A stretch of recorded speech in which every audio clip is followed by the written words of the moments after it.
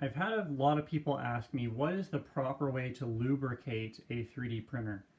And that is a really great question.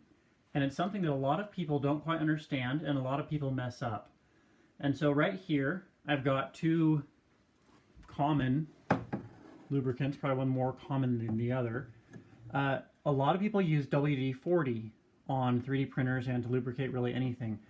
And that is a bad idea. Please don't put WD-40 on your 3D printer.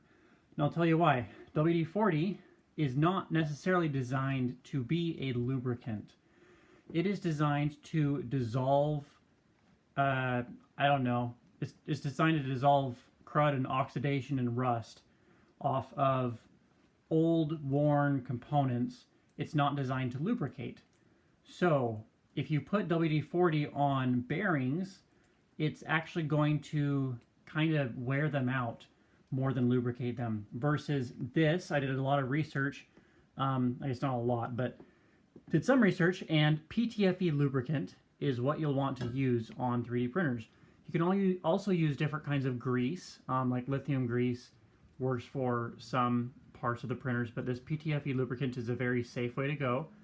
You can put this right on your threaded rods or whatever you want to call them for the Z-axis, or you can put them on your bearings, your ball bearings. Let's see, got some over here. If I can even point the camera in the right place. So you can use this PTFE lubricant wherever you want to on the printer, and that does really great. I have had lots of squeaky printers, and this lubricant does a really good job. Please don't put WD-40 on your printers. If you don't believe me, look it up, Google it, and you'll probably see a lot of people that do use WD-40, but look up why it's a bad idea to use it.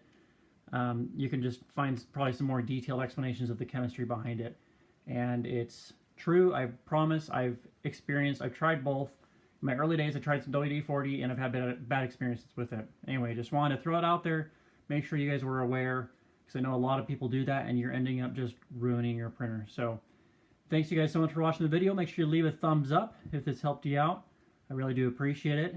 And subscribe for future videos. And we will see you in the next one.